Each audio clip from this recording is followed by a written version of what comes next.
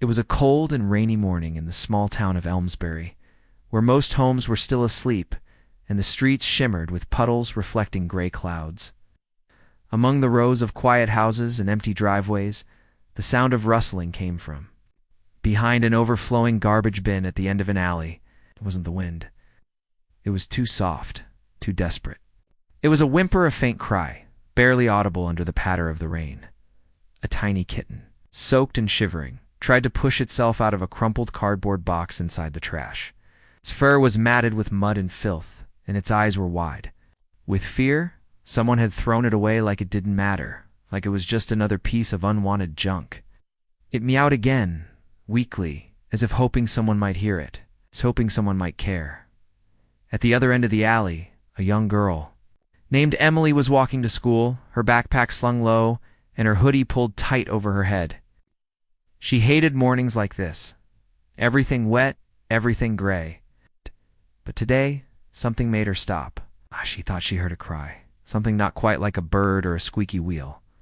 She paused, turned her head, and squinted through the rain. There, it was again curious and concerned. Emily stepped into the alley, careful not to slip. As she got closer to the garbage bin, she heard it more clearly. A tiny, desperate meow. Her heart skipped. She knelt beside the bin and gently pushed aside some soaked bags and discarded junk until she saw the kitten. Barely alive, its eyes pleading, its body trembling, Emily gasped. "Oh no," she whispered, reaching down slowly. "Who would do this to you?" Her hands wrapped around the small, cold body, careful not to hurt it. The kitten didn't resist. It was too weak. It just let out another soft meow and leaned into her warmth, as though it had already decided that this stranger was its last hope. Emily pulled the kitten close to her chest and looked around, unsure what to do. She was already late for school, and her mom didn't allow pets in the apartment, but she couldn't just leave it there. No way. Clutching the kitten under her jacket, she turned around and walked quickly back toward home. When she got inside, dripping wet and breathing fast, her mother looked up from the kitchen and raised an eyebrow. "Emily, what happened? Why are you back?" I found something," she said nervously. "Outside. In the trash." Her mom frowned. "What do you mean?" Without a word, Emily opened her jacket slightly to reveal the tiny kitten curled against her shirt. Her mother's eyes widened in shock, then softened. "Emily," she began, but the girl cut her off. "Please, Mom, just let me take care of it. It was going to die out there." There was a long pause. Then her mother sighed, taking a towel from the drawer. "All right," she said. "But just for a few days, until we figure out what to do." Emily couldn't hide the smile on her face. She sat down with the kitten, wrapped it in the towel, and began to dry it gently. The kitten didn't resist. It was too grateful to. Exhausted, she named it Milo. That night, as the storm raged outside, Milo lay curled beside Emily on her bed, safe and warm for the first time in his short life. Emily watched him sleep, her fingers gently stroking his back. Something about him felt different. It wasn't just pity. It was something deeper, like the connection had been waiting to happen. From that day forward, everything began to change. Milo wasn't just a kitten rescued from the trash. He became Emily's friend, her secret companion, in a world where she often felt invisible. And Milo, in his silent feline way, understood her more than anyone else ever had. As the days passed, he grew stronger, began to play, to purr, to follow Emily around like a shadow. But there was something else, something strange.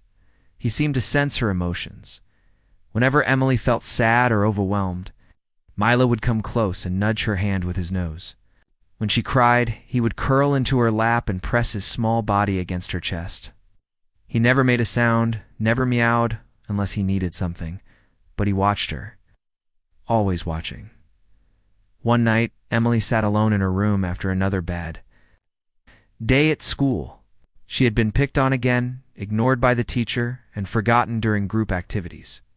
Tears streamed down her cheeks as she hugged her knees to her chest. Milo jumped onto the bed and walked straight to her. He didn't hesitate. He pressed his head into her hand and let out a single soft purr. Emily looked at him, her eyes red. "Why? Do you always know?" she whispered. Milo just looked back, silent and understanding. The connection between them grew deeper with every day. Emily began to talk to him more than anyone else. She told him secrets she couldn't tell her mom or her classmates. She told him about her dreams, her fears, her hopes, and Milo listened. Always weeks passed, and Milo began to recover fully. His fur grew soft and shiny, his energy returned, and his eyes no longer held that haunted look. But the more he healed, the more mysterious he became. He would often stare at something invisible, as if seeing things no one else could. Sometimes he'd sit by the window and meow at nothing. Other times, he'd paw at a corner of the room like there was something hiding there. Emily started to wonder, was there more to Milo than met the eye? She began to notice things. Objects moved slightly when she wasn't looking. The lights flickered. For a moment, when Milo meowed, once her alarm clock reset itself after Milo had been sitting on the nightstand, it wasn't just her imagination, but no one else noticed. One evening, as Emily was doing her homework, Milo suddenly leaped off the bed and darted toward the door. He meowed urgently, then ran in circles until she followed. "What is it?" she asked, confused. Milo meowed again, louder this time, and bolted toward the front door. Emily opened it, slowly, and her breath caught. Down the hall, the neighbor's apartment door was open. Smoke was starting to billow out. Milo rushed forward. Meowing madly, Emily screamed for her mom, and they called 911. Moments later, they were helping pull the elderly neighbor, Mrs. Lindell. From her kitchen, where a fire had started on the stove, everyone praised Emily for acting so quickly. But Emily knew the truth. It wasn't her. It was Milo that night. As she held him close, she whispered, "You're not just a kitten, are you?" Milo just purred, his eyes calm and deep. And from that moment, Emily began to believe that maybe, just maybe, Milo was in her life for a reason far bigger than she could yet. After the fire incident, Emily couldn't shake the feeling that Milo was something special, something beyond the ordinary. The way he had sensed danger, reacted faster than anyone, and led her right to a tit, wasn't just instinct. It was something deeper. She began watching him more closely. At first, she thought she was imagining things. But over time, the patterns became undeniable. Milo didn't just understand her words. He responded to them in subtle, intelligent ways. When she said come, he came. When she whispered her worries, he pressed against her, as if trying to absorb them. And when she laughed, Milo would do little jumps or flicks of his tail like he was sharing in her joy. One weekend morning, Emily sat at the window with a notebook, sketching, like to draw when she was alone, especially animals. Today she was drawing Milo, capturing every detail of his bright eyes and curved whiskers. She smiled as she shaded his ears. "You've changed everything, haven't you?" Milo sat on the sill beside her, his tail gently sweeping across her notebook like he approved. That afternoon, Emily took him for a walk in her backpack.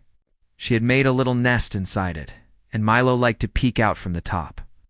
As they strolled through the neighborhood, she noticed something strange.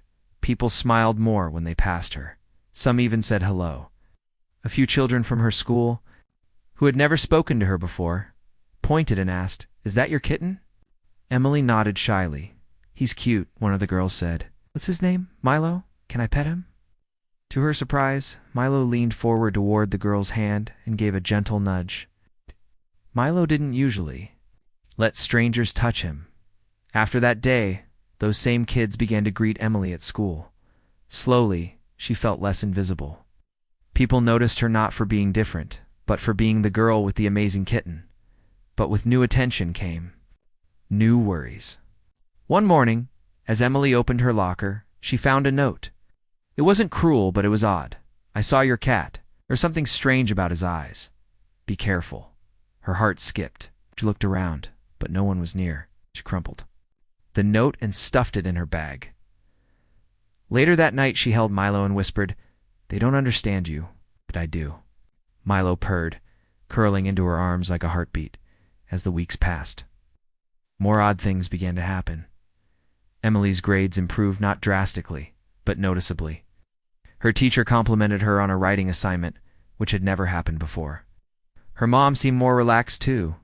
The house felt warmer, more peaceful. But every now and then, Milo would grow tense. Sears alert. Tail rigid like he sensed something wrong in the air. He would stare at a wall for minutes, or sit upright, unmoving, near the front door. Once, Emily woke in the middle of the night to find Milo perched on her chest, staring at the ceiling. Then one day, while walking home from school, Emily took a shortcut through an alley behind the library. She'd gone that way before, quiet, a little dark, but quicker. Halfway through, she heard footsteps behind her, fast, heavy. She turned. A man in a dark hoodie stepped out from behind a dumpster. His eyes locked on her. Emily froze. The man took a step forward. That's when Milo leaped out of her backpack. Hissing loudly, fur puffed. Back arched. The man paused. Then Milo did something even Emily didn't expect. He launched at the man's face with a screech so loud it echoed through the alley. The man yelled, stumbled back, and ran. Emily stood frozen, heart pounding. Milo landed lightly beside her, unharmed. He meowed, then nudged her ankle like everything was fine. Emily scooped him up, hugging him tight. "You saved me again," she whispered. She didn't tell her mom. She didn't want Milo to be seen as dangerous. But from that day on, she knew Milo wasn't just a companion. He was her protector. But protectors sometimes carry secrets. That weekend, Emily had a dream. She was standing in the alley again, only this time, everything was silent. There was no sound, no color, just her and Milo. But Milo was different. He glowed faintly like moonlight. He looked at her and spoke not with words, but with something that felt like thought. "You found me," he said. Emily reached out. But before she could touch him, she woke up. She sat up. Gasping, Milo was curled at her feet, eyes already open, watching that morning. She searched the internet for anything about mysterious cats, dream messages, cats protecting children. She found legends, stories, old folklore. Some said cats were guardians. Others believed certain cats were spirits reborn. Could it be true? Was Milo something more? That afternoon, Emily went to the library, searching for books on animal legends. In the quiet section near the back, she found a dusty old volume titled Whispers of the Familiar. She opened it, flipping through strange symbols and old drawings, some of cats with glowing eyes. One page caught her attention. It described a phenomenon known as the familiar bond, a spiritual connection between a human and an animal, where the animal served as both protector and mirror of the human's soul. She read the words aloud in a whisper. They are born in suffering, found by chance, and bound by the moment of kindness. They choose their human not for power, but for purity. They reflect what we fear and what we hope. They are not pets. They are guardians. Emily's fingers trembled. Was this what Milo was? When she looked up, she was startled to find the librarian standing nearby, watching her. "Fascinating book," the woman said with a knowing smile. "Hard to find. It usually only appears when needed." Emily blinked. "What do you mean?" The woman didn't answer, just walked away. That night, Emily held Milo close, her heart full of questions. "Why did I find you?" "Shh," she whispered. "Why me?" Milo looked up at her, blinked slowly, and placed one paw gently over her chest. Emily didn't know the answer yet, but something told her Milo did, and whatever the truth was, it was only beginning to unfold. The days grew shorter as autumn rolled in, and the air carried a chill that made Emily wrap her scarf tighter each morning. But inside her heart, something was blooming, an invisible thread connecting her not only to Milo, but to something far bigger, far older. The dream, the book, the strange librarian, they haunted her thoughts. She had begun keeping a journal, not of school events or homework, but of everything unusual Milo did, how he knew when she was afraid, how he responded to names she never taught him, Once he led her to her mom's dropped keys under the car tire before she even knew they were lost. One rainy night, as thunder rumbled in the sky, Milo started pacing. His tail flicked, his body tense, and he kept glancing toward the door. "What is it?" Emily whispered, following his gaze. Suddenly the lights flickered. Then, the phone rang. Her mom picked it up, spoke softly, and then called out to Emily. "It's Mrs. Lindell next door. She says she heard something in her backyard." She's frightened. Before Emily could speak, Milo leaped from the couch and ran to the door, meowing urgently. Her mother hesitated. "Should I go check on her?" "I'll go with Milo," Emily said, already grabbing a flashlight and slipping on her boots. Her mom wanted to protest, but something about Milo's behavior made her stop. Emily and Milo reached the backyard in moments. The rain had turned the grass into a slippery mess, but Milo moved with certainty. He darted to the far corner, where an old gate stood partially open. Emily's flashlight beam flicked toward the noise.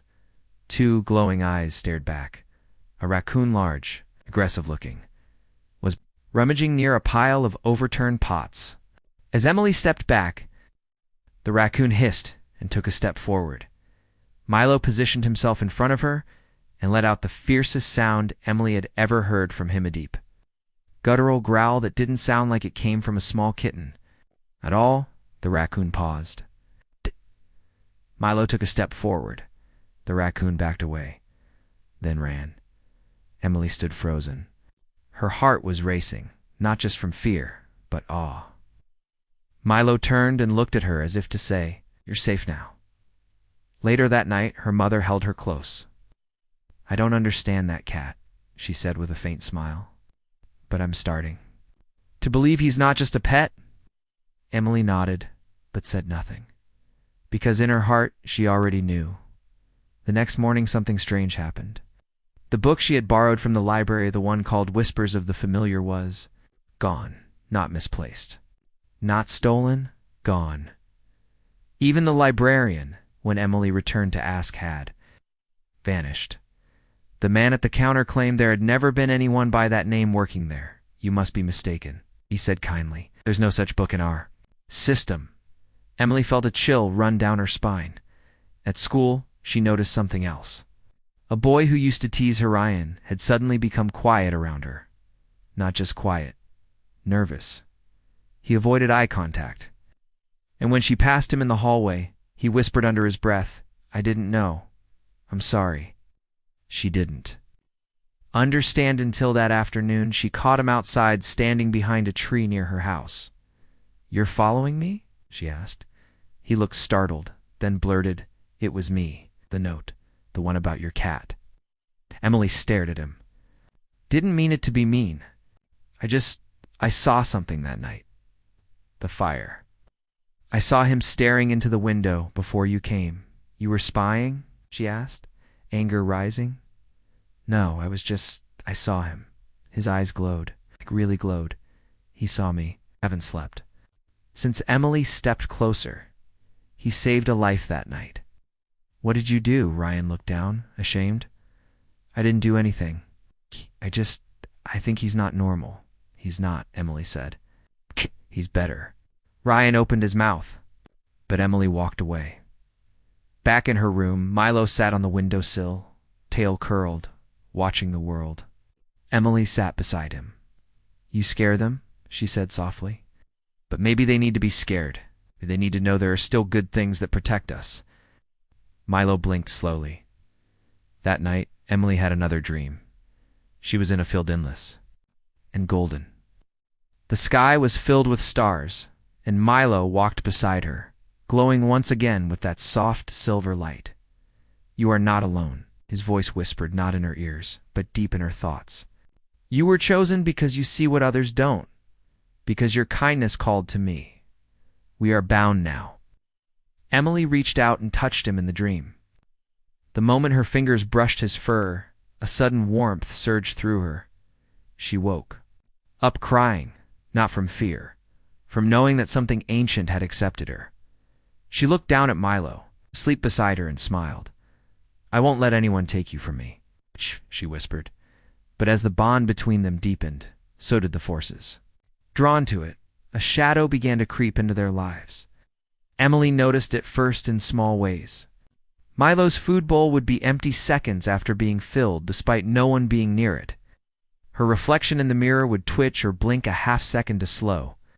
She'd hear whispers when passing under street lamps. And then one night, Milo vanished. Emily came home from school, calling his name as usual, but no response. She searched every corner of the house, her backyard, the alley, the neighbor's porch. Nothing. Her chest tightened. Her hands trembled. "Milo," she screamed. "Please." She stayed up all night. The next day, she put up signs, asked everyone she saw. Still nothing. 3 days passed. On. The fourth day, as the sun dipped below the horizon, Emily stood in the alley where she'd first found him. Tears blurred her vision. "Please come back," she whispered. "I don't care what you are. I just want my friend." The wind stirred, and then sound. A soft meow. She turned. There he was covered in dust, one ear scratched, but alive. He limped toward her. Emily dropped to her knees, crying. "Where did you go? What happened?" Milo looked into her eyes, and for the first time, she saw pain there. Fear. He had fought something. She didn't know what. But whatever it was, it had found him, and maybe it was coming for her next. Emily sat silently in her room, holding Milo in her arms. He was safe now, but he wasn't the same. The spark in his eyes flickered with caution. He moved slower. He winced when she touched the scratches on his side. But more than that, he seemed distant, like a soldier returning from a silent war. She didn't ask questions that night. She didn't need to. She simply curled up beside him and whispered stories like she used to when he was a shivering kitten in a towel. Her voice was soft, cracked with worry, but Milo listened. And in his listening, she found comfort. The next morning, something was different. A strange stillness hung in the air, like the world was holding its breath. Emily could feel it when she stepped outside. People moved slower. A dog barked and was quickly silenced by a gust of wind. The trees didn't sway. The clouds didn't move. Milo stayed close to her heel. Walking with purpose, she sensed it to something was coming. That evening, just after sunset, the lights in the house flickered again, then went out. A cold chill swept through the room. Emily's mother called from the kitchen. But Emily was already grabbing a flashlight. Milo was in front of the door, growling a sound she hadn't heard since the raccoon, only this time deeper. Not just warning, challenging. Emily opened the door, the hallway outside. It's pitch dark. The moment the beam of her flashlight lit up the hallway, she saw it something standing at the end. Tall and narrow, not quite human, its outline shifting like mist. Its eyes were not eyes, but hollow circles of moving shadow. Emily froze. It took a step forward. Milo stepped in front of her. The creature paused, its head tilting like it recognized him. Then a voice, not out loud, in her head, dull and distant. "He does not belong to you." Emily felt her body tremble, but she found her voice. "He's mine. He chose me." The creature's form quivered. He was not meant to bond. He was meant to observe. "You made him feel. You made him stay," Milo hissed. Another step forward. The lights above began to crackle back on, but dimmer, flickering like candles in a storm. Emily dropped to her knees beside Milo and whispered, "You don't have to fight alone." Milo looked at her hand. Something shifted in his form. A light, subtle but growing, began to glow beneath his fur. His eyes lit up, not glowing from the outside, but from within. The creature stepped forward again and Milo sprang. There was no sound, only light, a blinding, sudden burst that filled the hallway. Emily cried out and covered her eyes when she opened them. Milo was collapsed in front of her. The hallway was empty. The shadows were gone. She scooped him up in her arms, sobbing, "Please don't leave me, please." Milo's chest rose weakly. Then again, "Sss." A soft purr escaped his throat. He had fought darkness itself into one, but it had cost him. Over the next few weeks, Milo began to change. He slept more. He didn't leap or climb anymore. But he was always close, always listening, and Emily never left his side. She read more from the journal she'd started. Not just notes about Milo, but her feelings, her fears, her questions. She wrote letters to him, Evan, while he lay in her lap. She wanted to remember everything. Winter arrived quietly. Snow blanketed the streets. And on one cold night, as Emily lay awake watching flakes fall beyond her window, Milo lifted his head for the last time and looked at her with the deepest love she'd ever seen, and then he rested. Peacefully, she didn't cry right away. She held him for hours. Long after the snow had stopped falling, the next morning, she buried him under the big oak tree near the alley where they had first met. She wrapped him in the same towel she had used the day he was rescued from the trash. Beside the little grave, she placed a small sign that read, "You were never trash. You were the light I never knew I needed." Days passed. Then weeks. The house was quieter. Her room felt empty.